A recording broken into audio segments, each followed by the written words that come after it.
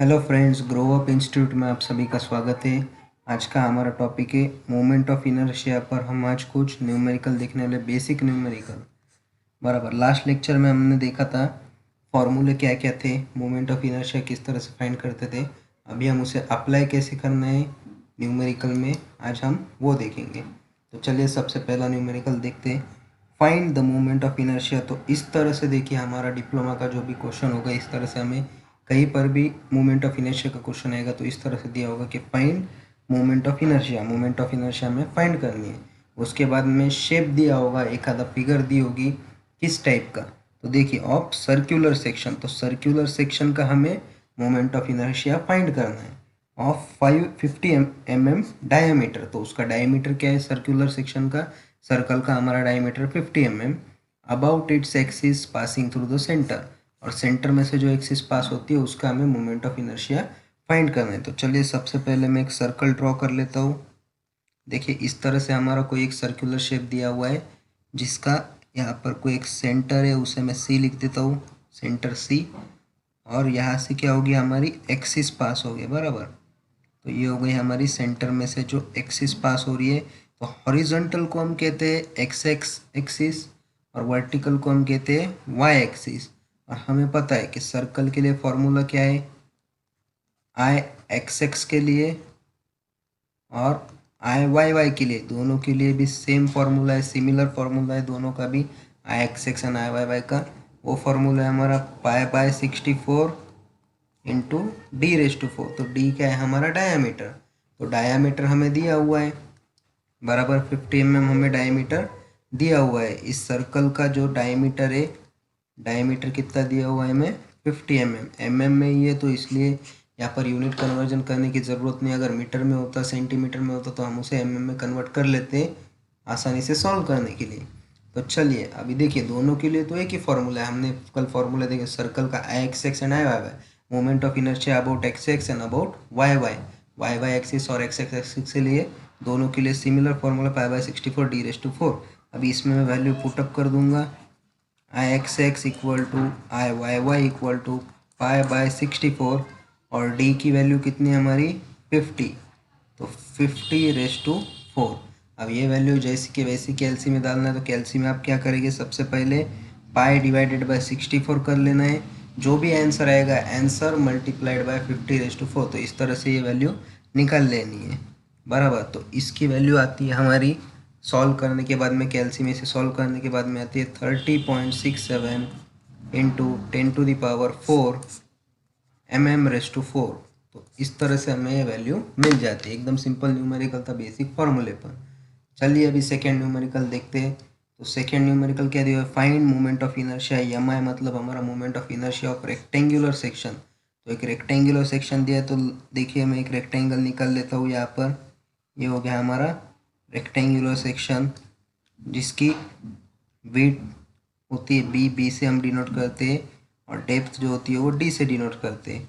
और उसी तरह से इसका सेंट्रॉइड होता है, जहाँ पर हमारे दोनों एक्सिस क्या करेंगे, मीट करेंगे, बराबर। तो वहाँ पर हमें क्या मिलता है, एक सेंट्रॉइड मिलता है सी, बराबर। तो ये क्या, ये होता है एक्स बार का डिस्टेंस हॉरिजॉन्टल, और ये होता है वर्टिकल डिस्टेंस वाई बार। ये जो है हमारा, ये डिस्टेंस होता है हमारा वाई बार, सेंट्रॉइड हम इस तरह से फाइंड करते हैं। और ये जो हॉरिजॉन्टल डिस्टेंस होता है एक्सिस का, ये होता है एक्स बार, मतलब b/2 से एक्स बार मिलेगा, d/2 से हमें वाई बार मिलेगा। सेंट्रॉइड कैसे फाइंड करना है ये हमें मैकेनिक्स में सीखा था।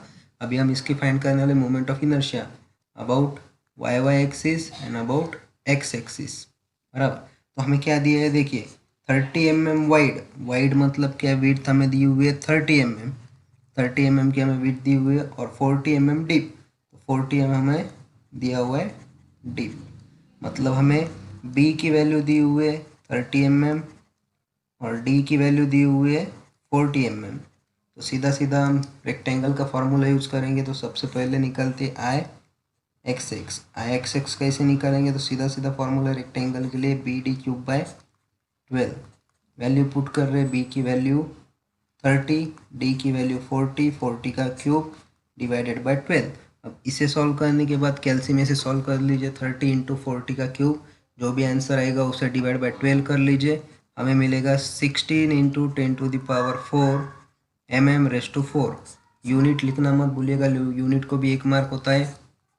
उसी तरह से हमें I/y फाइंड कर लेंगे dB³/12, इसके उल्टा dB³/12 बराबर d है हमारी 40 इंटू b 30 का क्यूब डिवाइडेड बाई 12।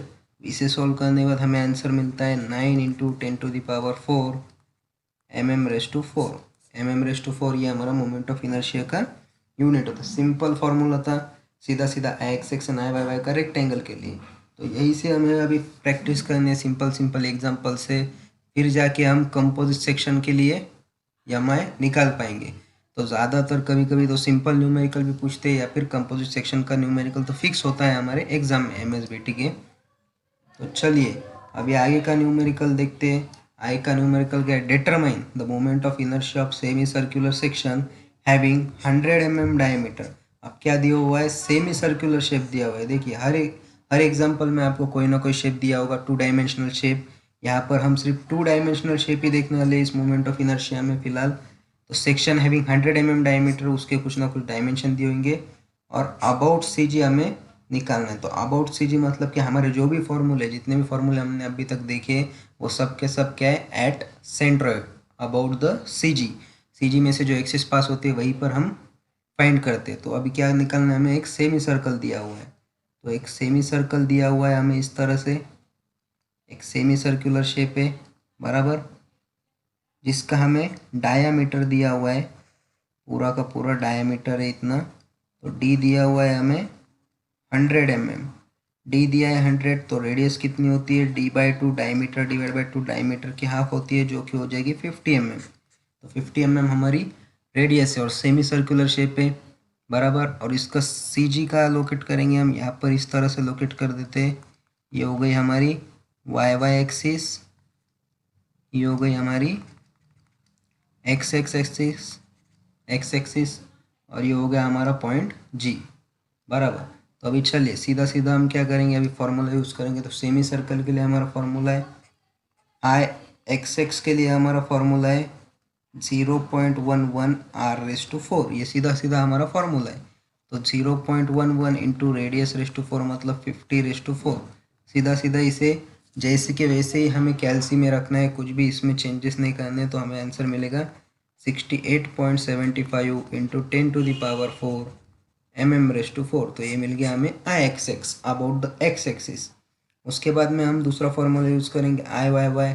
देखिए हमें क्या पूछा गया है, अबाउट सेंटर CG पूछा गया था बराबर। तो ये सब हम CG पर ही फाइंड कर रहे हैं, जो कि ये एक्सिस जो है दोनों भी CG में से पास होते हैं।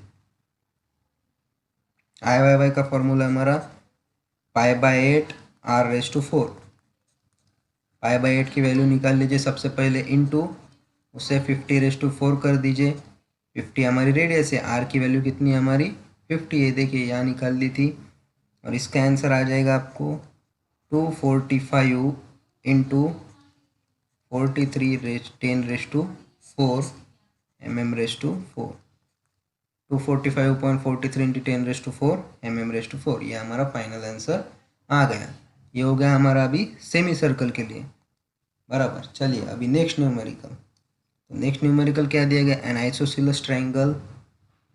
ट्रायंगल की स्पेलिंग थोड़ी सी गलत हो गई यहाँ पर, isosceles triangle ABC having base 80 mm। Base कितना है 80 mm एंड हाइट कितनी है 60 mm।